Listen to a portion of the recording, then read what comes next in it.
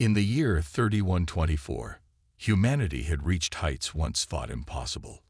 After centuries of conflict and division, Earth's nations united under one banner to explore the stars. Colonies thrived on distant planets. Trade routes spanned solar systems, and technology advanced at an unprecedented pace.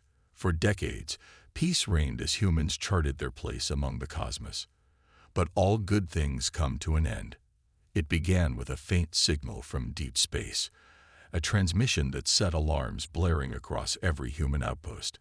At first, scientists dismissed it as cosmic noise, but soon they realized it was no natural phenomenon.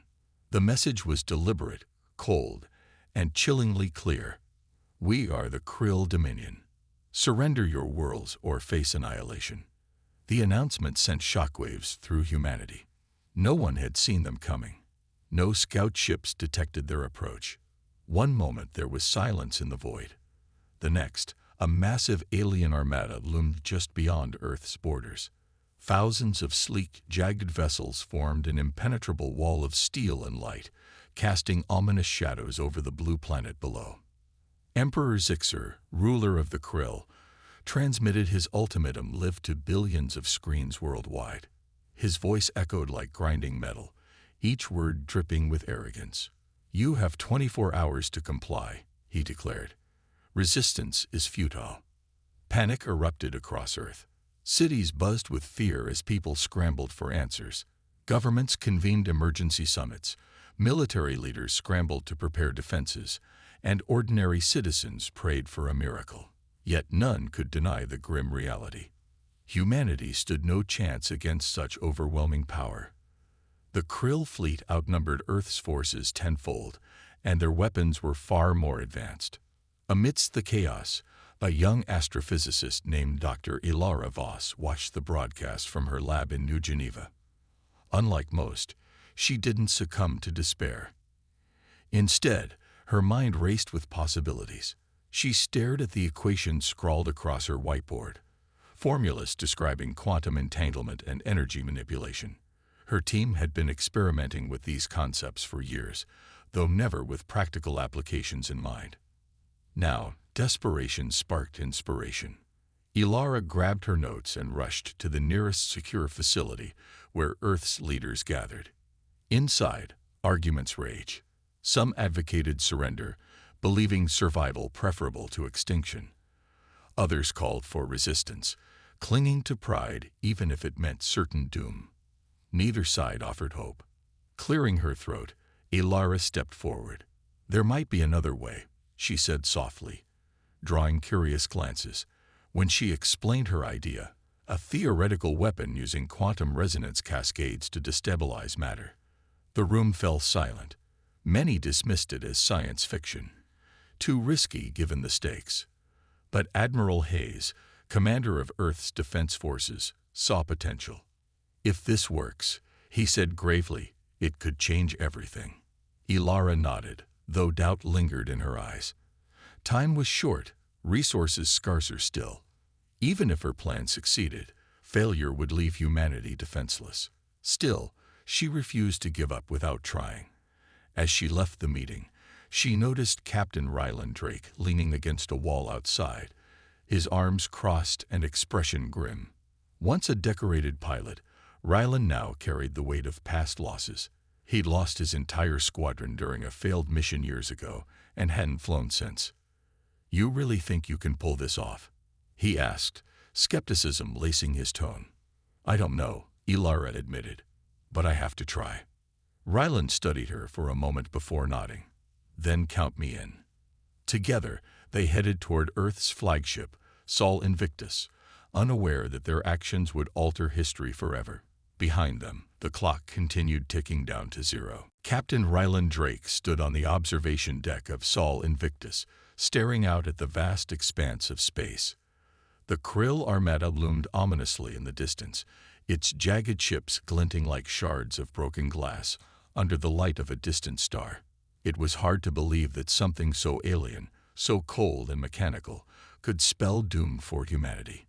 But here they were, trapped between survival and extinction. Behind him, Dr. Ilara Voss paced nervously, her tablet clutched tightly in one hand. Her mind raced faster than her feet as she reviewed calculations and schematics. The quantum resonance cascade device wasn't ready. It had never been tested outside simulations. Yet time was running out. Earth's leaders had pinned their last hope on her unproven idea, and the weight of responsibility pressed heavily on her shoulders. Rylan turned to face her, his sharp features softened by the dim emergency lighting. "You sure about this?" he asked, his voice low but steady. "One wrong move, and we're not just risking ourselves. We're risking everyone." Ilara hesitated before answering. She wanted to say yes, to sound confident, but lying wouldn't help anyone now. Instead, she met his gaze with honesty. "No," she admitted quietly, "but it's all we've got." Her vulnerability seemed to strike a chord in Rylan. He'd seen enough battles to know when someone was bluffing, and Ilara wasn't. She believed in her work, even if doubt lingered beneath the surface. For the first time since joining her cause, he felt a flicker of hope. Maybe, just maybe, humanity still had a fighting chance. The two made their way to the engineering bay, where technicians worked frantically to retrofit the experimental weapon onto Sol Invictus. Sparks flew as welders secured panels into place, while engineers double-checked wiring connections. The air buzzed with tension, every movement precise yet hurried. Everyone understood what failure meant, not just loss of life, but the end of an entire species. As Ilara supervised the installation, Rylan wandered over to inspect the device itself. It looked deceptively simple, a sleek cylinder surrounded by coils of glowing conduits. To the untrained eye, it resembled any other piece of advanced machinery. But Rylan knew better. This small contraption carried humanity's fate within its core. "It's beautiful, isn't it?" Ilara said, joining him. "Beautiful doesn't mean reliable," Rylan replied dryly. "What happens if it blows up instead of doing whatever you want it to do?" Ilara smirked despite herself. "Then I guess we'll find out if there's an afterlife." Her attempt at humor didn't entirely ease the tension, but it reminded them both why they were here, to fight for something greater than themselves. Humanity wasn't perfect, but it deserved a future. And if stopping the krill meant taking risks, then so be it. Later that evening, Admiral Hayes arrived to assess progress. His stern face betrayed little emotion as he listened to Ilara explain how the quantum resonance cascade worked. When she finished, he crossed his arms and fixed her with a piercing stare. "And you're certain this will disable their ships without harming ours?" "As certain as I can be," Ilara replied cautiously. "It targets molecular bonds using synchronized energy waves.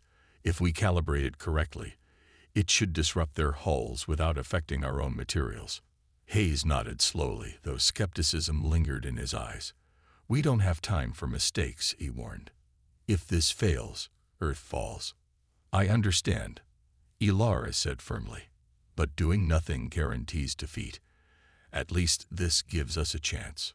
With Hayes' reluctant approval, preparations continued into the early hours of the morning. As dawn approached, the crew gathered for a final briefing. Tired faces reflected determination mixed with fear. They weren't soldiers trained for war. They were scientists, engineers, and pilots thrust into a battle none had asked for. Standing before them, Rylan took a deep breath. "This isn't just about us," he began, his voice carrying through the room. "It's about everyone back home. The families, the friends, the people counting on us to protect them. We may not have the numbers or the firepower, but we have something the krill don't: heart. Let's show them what humans are made of." A murmur of agreement rippled through the group, bolstered by shared resolve. Ilara watched silently, feeling pride swell in her chest. These ordinary individuals were stepping up to become heroes. Together, they might just pull off the impossible. Outside, the countdown ticked closer to 0. The shortest galactic war in history was about to begin, and humanity's gamble would soon pay off, or cost them everything. The hours leading up to the krill's ultimatum felt like an eternity. Across Earth and its colonies, life seemed to grind to a halt as humanity braced for what might come next. Streets emptied, schools closed, and businesses shut down as people huddled in shelters or gathered around screens, watching updates from military command centers. Fear hung thick in the air, but so did a strange sense of unity, a shared understanding that this moment would define their future. On board Sol Invictus, the tension was palpable. Every crew member knew their role, yet none could shake the feeling that they were preparing for something far beyond their capabilities. Dr. Ilara Voss moved through the corridors with purpose, her mind racing faster than her legs. She checked and rechecked every detail of the quantum resonance cascade device, ensuring nothing had been overlooked. Even the smallest miscalculation could spell disaster. Captain Ryland Drake found himself drawn to the bridge, where massive viewports offered a chilling view of the Krill Armada. The alien ships remained eerily still, hovering just outside Earth's orbit like predators waiting to strike. Their jagged silhouettes cast long shadows across space, making them seem almost alive, like creatures poised to devour everything in their path. "They're not even trying to communicate," Ryland muttered under his breath, addressing no one in particular. Beside him, Lieutenant Murachen, the ship's communications officer, nodded grimly. "It's like they don't care what we say," she replied. "They've already decided our fate." Ryland clenched his fists at his sides, frustration boiling beneath the surface. He hated feeling powerless, especially when so much depended on him. But there was nothing he could do except wait and trust Ilara's plan. Meanwhile, on Earth, evacuation efforts were underway. Civilians living near potential targets scrambled to safer locations, while planetary defense grids powered up in preparation for the worst. In the skies above major cities, fleets of fighter drones patrolled nervously, ready to intercept any incoming threats. Yet everyone knew these measures were mere stopgaps against the overwhelming force arrayed against them.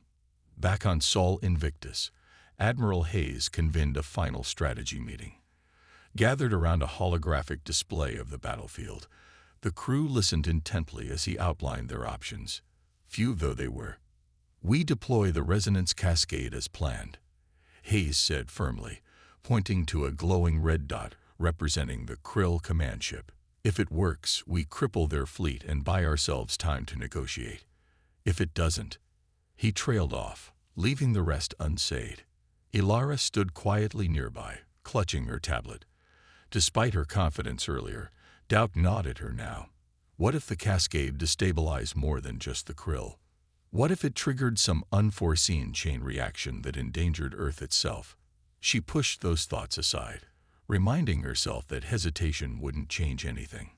They had to act. As the meeting broke up, Ryland approached her. "You holding up okay?" he asked gently. Ilara forced a smile. "I'll be fine once this is over." "Yeah," Ryland said wryly. "Assuming we all survive." His attempt at humor fell flat, but Ilara appreciated the sentiment. Turning serious, she added, "There's something I haven't told anyone yet. I analyzed fragments of the Krill transmissions. They're acting based on assumptions about us. They think we're hostile because of how advanced our technology looks." Ryland frowned. "So you're saying they might not even understand us?" "Exactly," Ilara confirmed. "If we can make them see reason before it's too late." Her voice trailed off, but Ryland understood. Humanity's survival depended not only on defeating the Krill, but also on finding common ground, if such a thing existed. Hours passed agonizingly slowly. Outside, Earth's sun dipped below the horizon, casting the planet in shadow. On board Sol Invictus, lights dimmed to conserve energy, giving the corridors an eerie glow. Crew members exchanged tense glances, speaking only when necessary.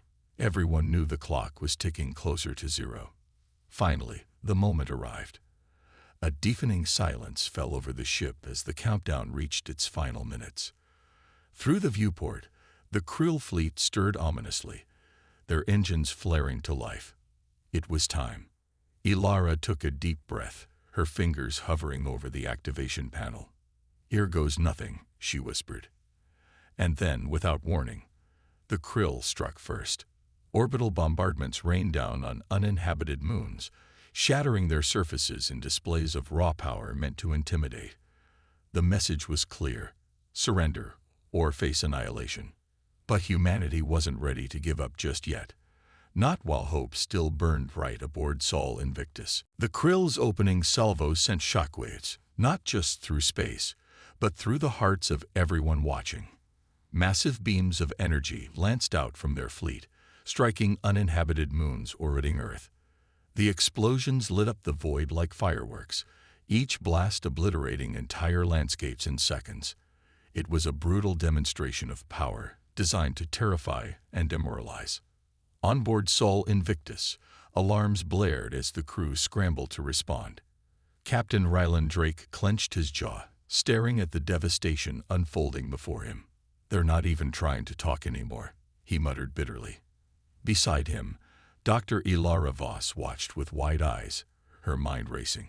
Humanity's last gamble hadn't even begun, and already they were losing ground. Admiral Hayes barked orders over the comm system, directing planetary defenses to stand ready. But deep down, everyone knew Earth's forces couldn't withstand a direct assault.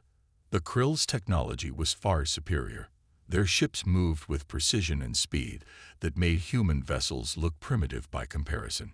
For every missile fired, the aliens countered effortlessly, swatting away resistance like insects. Ilara felt panic rising in her chest. If they didn't act now, it would be too late. Her fingers hovered over the control panel for the quantum resonance cascade device. "We have to do something," she urged, turning to Rylan. "If we wait any longer, we'll get obliterated," Rylan finished grimly. He nodded toward the viewport, where another moon crumbled under the Krill's relentless assault. "Do it."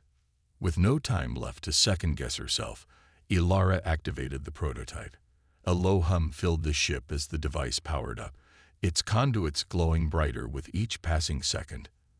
Then, without warning, a pulse of energy surged outward from Sol Invictus, rippling across the battlefield like an invisible wave. For a moment, nothing happened. The Krill fleet continued its barrage, seemingly unaffected. Ilara's heart sank. Had she miscalculated? Was this all for nothing? But then, something extraordinary occurred. As the energy wave reached the nearest Krill ships, their sleek hulls shimmered faintly, as though distorted by heat haze. Their movements faltered, engines stuttering mid-flight. One vessel veered off course, narrowly avoiding collision with another. Across the Armada, confusion spread like wildfire. What did you do?" Rylan asked, his voice tinged with awe. I don't know," Ilara stammered, frantically scanning readouts on her tablet. "It wasn't supposed to work like this. I thought it would take longer to destabilize their systems." The Krill reaction was immediate and telling. Their once-coordinated attacks halted abruptly as their ships drifted aimlessly. Communication signals crackled with frantic chatter, though none of it translated into anything coherent. Whatever had happened, it had disrupted their ability to function as a unified force. Back on Earth, military analysts stared at the data in disbelief. The cascade had worked, but not in the way anyone expected. Instead of disabling the enemy fleet entirely, it seemed to have caused temporary disarray. The question now was whether humanity could capitalize on the chaos. Admiral Hayes wasted no time issuing new orders. "All units, prepare for engagement," he commanded. Fighter drones surged forward, targeting vulnerable Krill ships while their defenses were still compromised. Explosions erupted among the alien fleet, forcing them to retreat further from Earth's orbit. Yet, amidst the celebration aboard Sol Invictus, Ilara remained uneasy. She replayed the readings from the cascade device, searching for answers. Something about the results didn't add up. The effect had been too sudden, too dramatic. It was almost as if the Krill weren't prepared for such an attack, not because they underestimated humanity, but because they genuinely didn't understand it. "They think we got some kind of superweapon," Rylan realized aloud, piecing things together. "That's why they're pulling back." Ilara nodded slowly, realization dawning. They assumed we were bluffing earlier. Now they think we're holding back even more firepower. A spark of inspiration ignited within her. What if they leaned into the misunderstanding, played along with the illusion of invincibility? It was risky, but so was everything else. As the Krill regrouped beyond Earth's borders, their transmissions grew increasingly frantic. They hadn't anticipated resistance of this magnitude, or ingenuity. And unbeknownst to them, humanity was already planning their next move. For now, the cascade had bought them precious time. But the war was far from over. The Krill fleet retreated into the shadow of a distant asteroid belt, their once imposing armada now scattered and disoriented. On board Sol Invictus, the crew watched in stunned silence as the alien ships vanished from view. For the first time since the ultimatum, there was a glimmer of hope. They had survived the initial assault, and more importantly, they had struck back. Dr. Ilara Voss stared at her tablet, replaying the data from the quantum resonance cascade. The readings confirmed what she already suspected. The device hadn't fully destabilized the Krill ships. It had merely disrupted their coordination.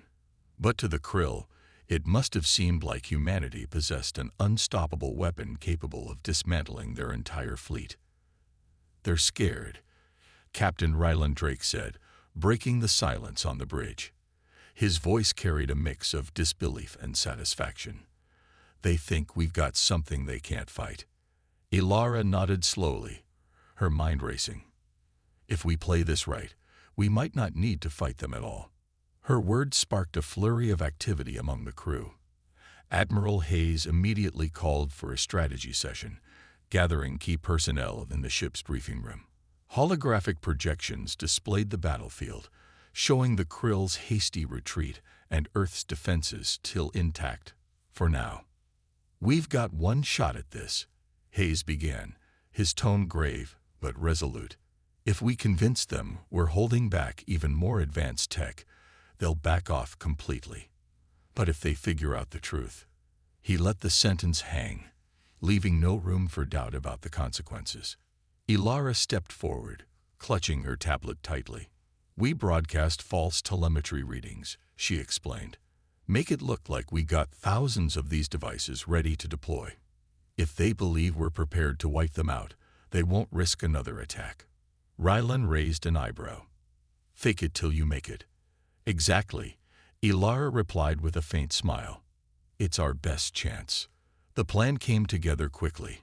Technicians worked around the clock to fabricate fake signals and feed them into Earth's communication arrays. These transmissions mimicked the energy signatures of countless quantum resonance devices spread across human-controlled space.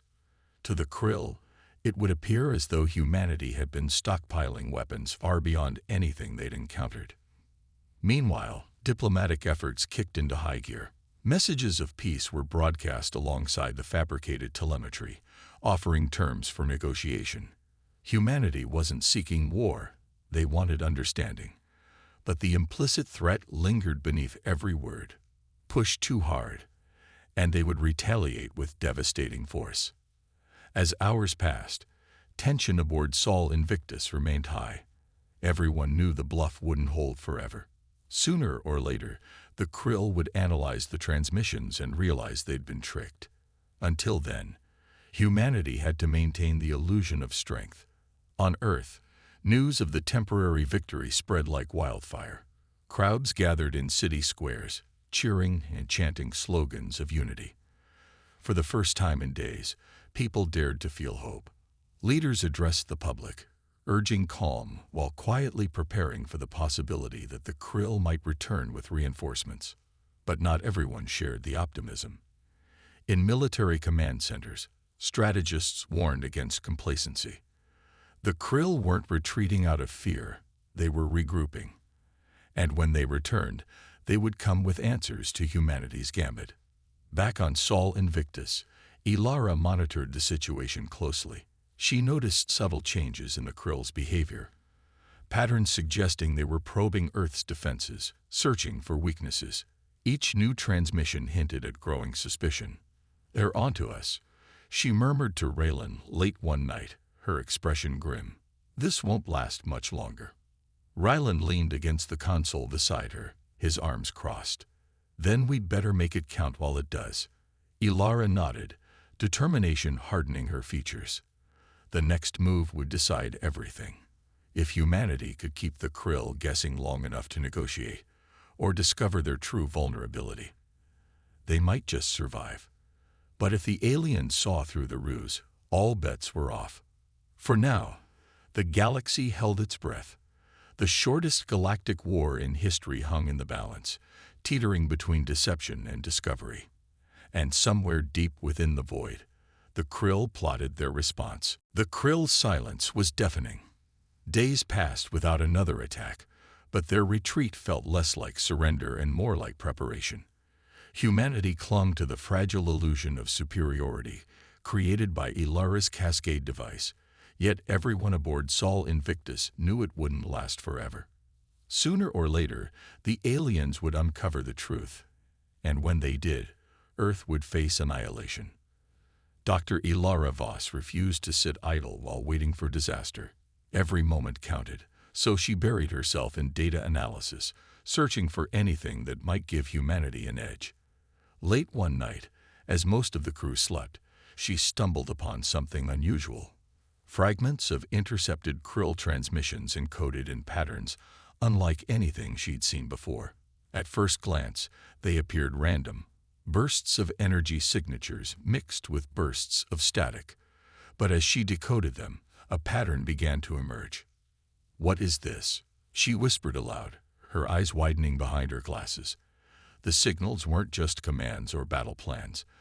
They seemed to represent something far deeper.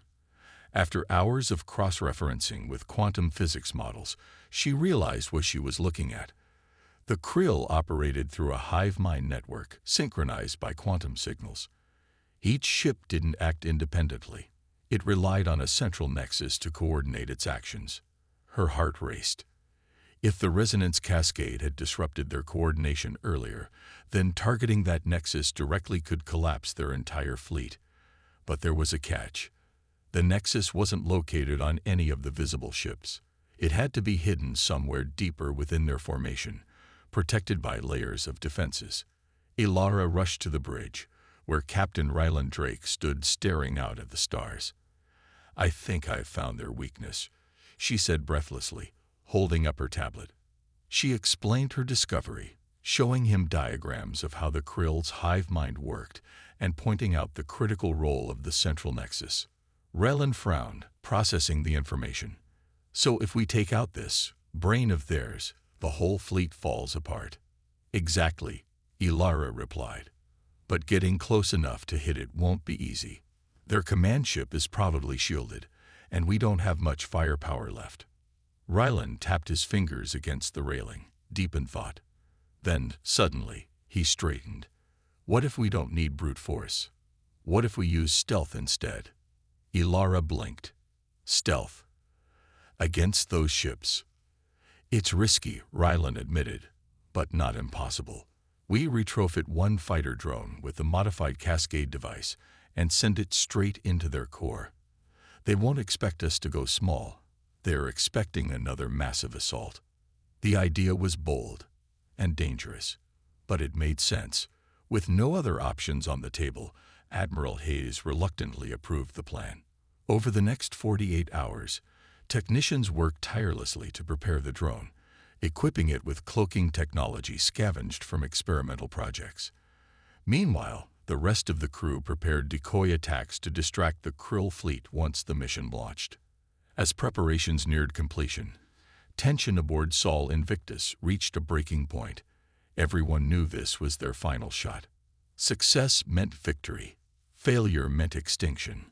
On the eve of the operation, Ryland approached Ilara in the engineering bay. She was fine-tuning the drone's systems, her hands steady despite the weight of responsibility pressing down on her shoulders. "You sure about this?" he asked softly. Ilara paused, meeting his gaze. "No," she admitted, "but sometimes you have to trust your instincts, even when they scare you."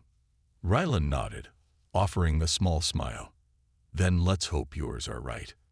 Early the next morning, the drone launched under cover of darkness, slipping past Krill patrols undetected. Back on Sol Invictus, the crew held their breath as it vanished into enemy territory. For now, humanity's fate rested in the hands of a tiny machine, and the courage of those who dared to believe in miracles. Somewhere in the depths of space, the Krill remained unaware of the storm heading their way. The drone zipped silently through the void, its cloaking technology rendering it invisible to Krill sensors. On board Sol Invictus, Dr. Ilara Voss monitored its progress with bated breath, her eyes glued to the holographic display that tracked its path. Beside her, Captain Ryland Drake stood rigid, his jaw clenched as he watched the tiny blip move closer to the heart of the Krill formation. "This is insane," Lieutenant Mara Chen muttered from her station, voicing what everyone else was thinking. "One little drone against their entire fleet. What if they detect us?"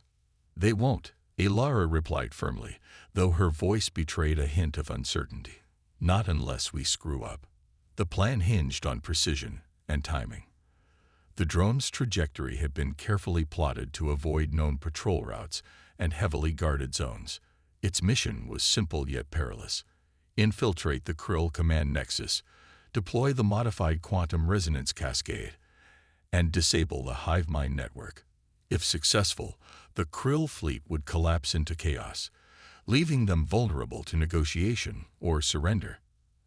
As the drone approached the inner layers of the alien armada, tension aboard Sol Invictus reached unbearable levels. Every crew member knew that one misstep could expose the operation. Admiral Hayes paced behind the main console, his face pale but resolute. "Status report," he demanded, his voice sharp. "All systems nominal," Ilara reported, her fingers flying over her tablet. "Drone is within range of the central nexus. Cloaking holding steady." Ryland leaned forward, squinting at the display. "What about their defenses? Anything unusual?" "Nothing so far," Mara answered, scanning incoming data streams. "But we're pushing our luck. They'll figure something's off soon." Ilara nodded grimly. The longer the drone stayed undetected, the better their chances. But the risk grew with every passing second. She adjusted the cascade device remotely, fine-tuning its settings for maximum impact. If the energy wave disrupted the quantum signals synchronizing the Krill ships, it would sever their connection to the hive mind instantly. Suddenly, alarms blared across the bridge. "We've got movement," Mara shouted, pointing to a cluster of red dots converging on the drone's position. "Looks like they spotted us." Ilara's heart skipped a beat. "How close are we?" she asked urgently. "Less than 2 kilometers from the target," came the reply. "Activate the cascade now." Ryland barked, his voice cutting through the chaos. "We can't wait any longer." Without hesitation, Ilara triggered the device. A pulse of energy surged outward from the drone, rippling through the Krill formation like an invisible shockwave. For a moment, nothing happened. Then, one by one, the alien ships began to falter. Engines sputtered, weapons powered down, and communication signals fell silent. Across the battlefield, the once coordinated fleet descended into disarray. Yes, someone cheered on the bridge, breaking the tense silence. But the victory was short-lived. As the cascade wave dissipated, several Krill ships redirected their focus toward Sol Invictus. Their scanners had traced the energy signature back to its source. "They know where we are," Admiral Hayes roared, slamming his fist onto the console. "All hands, prepare for evasive maneuvers." The ship shuddered violently as enemy fire erupted around them. Warning lights flashed red, and klaxons wailed throughout the corridors. Despite the chaos, Ilara refused to panic. Her mind raced, calculating escape routes and countermeasures. "They're distracted," she said quickly, analyzing the readings. "Their fleet's collapsing faster than expected. We just need to hold out long enough for them to fall apart completely." Ryland took control of the helm, piloting Sol Invictus through a narrow gap between two crumbling Krill cruisers. Explosions lit up the darkness as more ships collided or drifted aimlessly, their crews unable to regain control. Humanity's gamble was paying off, but survival was still far from guaranteed.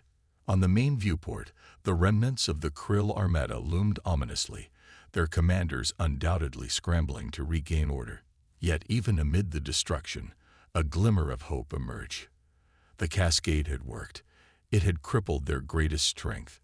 Now, all that remained was to see whether humanity could turn this fleeting advantage into lasting peace or survival. The bridge of Sol Invictus was a cacophony of noise, alarms blaring, crew members shouting updates, and the constant rumble of enemy fire shaking the ship. Captain Ryland Drake gripped the controls tightly, his knuckles white, as he maneuvered the vessel through a storm of Krill attacks. Despite the chaos, his focus never wavered. He knew that survival depended on keeping the ship intact long enough for the cascade's effects to fully destabilize the alien fleet. Dr. Ilara Voss clung to her console, her tablet displaying real-time data from the battlefield. The quantum resonance cascade had done its job. The Krill ships were losing cohesion, their once unified movements now erratic and disjointed. But the immediate threat remained dire. Several Krill cruisers had locked onto Sol Invictus, their weapons trained on the human flagship. "They're targeting our engines," Lieutenant Mara Chen yelled, her fingers flying over her panel. "Shields are down to 30%. Admiral Hayes barked orders, directing auxiliary power to reinforce the shields while damage control teams scrambled to repair critical systems. Sparks flew from overloaded circuits, and smoke filled the air, but no one stopped working. Every second counted. Ilara studied the telemetry readings closely, searching for any sign of weakness in the remaining Krill forces. Her eyes narrowed as she noticed something peculiar, a faint signal emanating from one of the larger ships near the center of the formation. It pulsed rhythmically, almost like a heartbeat. "That's it," she whispered, pointing at the display. "That's their command nexus." Ryland glanced at her sharply. "Are you sure?" "It's the only explanation," Ilara replied, her voice steady despite the chaos around them. "If we can disable that ship, we might collapse their entire network permanently." Hayes nodded grimly. "We'll need everything we've got left. Launch all remaining drones and focus fire on that target." With renewed determination, the crew sprang into action. Dozens of small fighter drones surged forward, drawing fire away from Sol Invictus as they converged on the command ship. Meanwhile, Ryland executed a daring loop, bringing the flagship within striking distance of the enemy vessel. The move left them exposed, but it also positioned them perfectly to deliver the final blow. As the drones engaged the Krill defenses, Ilara activated the last functioning quantum resonance device aboard Sol Invictus. This time, she aimed it directly at the pulsing signal, the heart of the hive mind. A surge of energy erupted from the ship, slamming into the command vessel with devastating force. For a moment, nothing happened. Then the alien ship shuddered violently before exploding in a brilliant burst of light. The impact rippled outward, spreading through the Krill fleet like wildfire. Ships faltered, drifted aimlessly, or simply shut down entirely. Within minutes, the once mighty armada was reduced to a field of derelict hulks floating silently in space. On board Sol Invictus, cheers erupted as the crew realized they'd won. Exhaustion gave way to relief as the reality sank in. They had survived against impossible odds. Admiral Hayes allowed himself a rare smile, clapping Ryland on the shoulder. "Well done, Captain." But Ilara wasn't celebrating just yet. She stared at the remnants of the Krill fleet, her expression thoughtful. "They weren't trying to destroy us," she said quietly. "They were scared. Misunderstandings brought us here, not malice." Her words hung heavy in the air. Humanity had triumphed, but the cost of war weighed heavily on everyone present. As the dust settled, literally and figuratively, it became clear that this victory wasn't just about defeating an enemy. It was about finding a way forward together.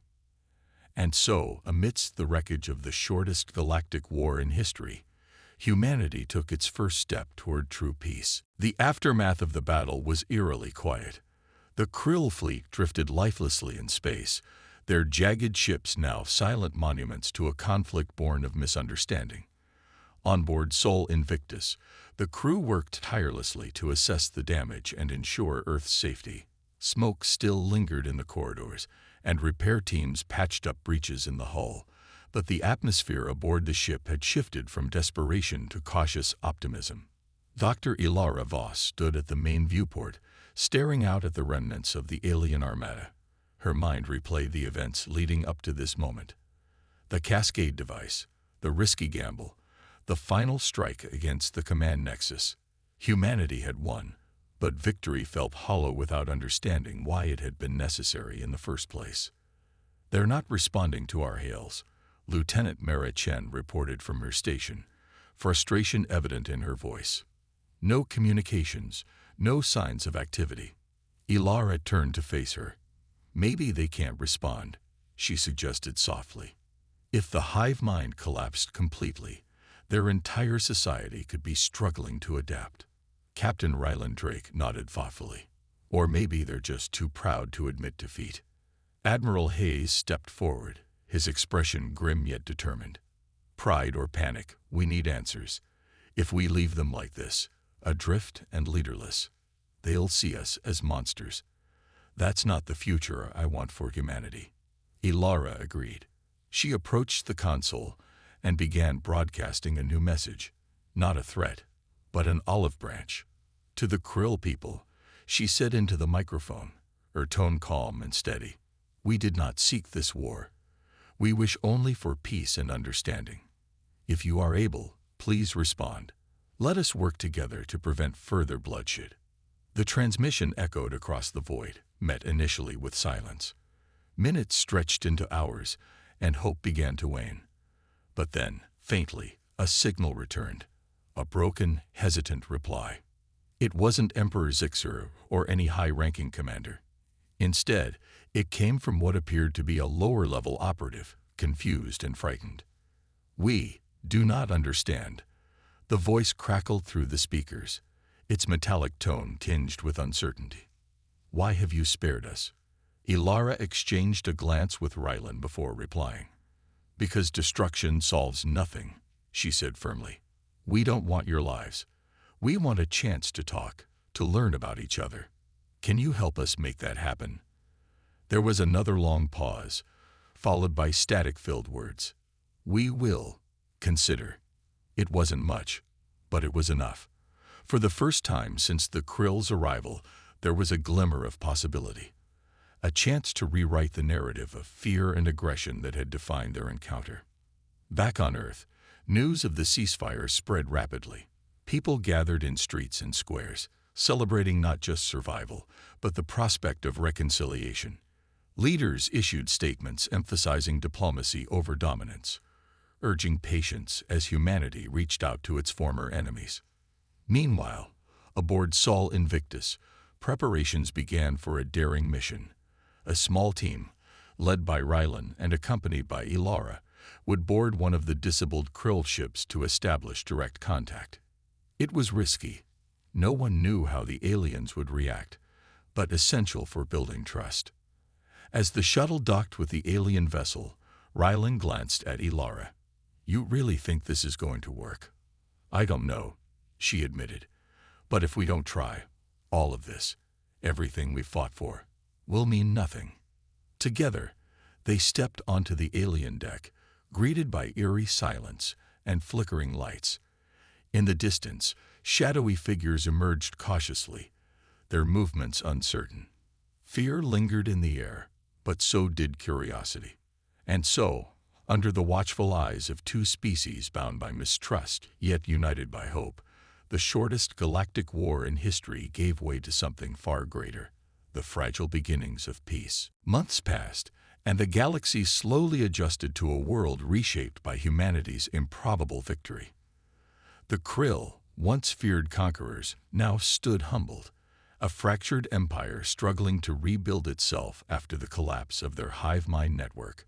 For them, it had been a catastrophic awakening, forcing individuals who had never acted independently to navigate life without the unifying guidance of their collective consciousness.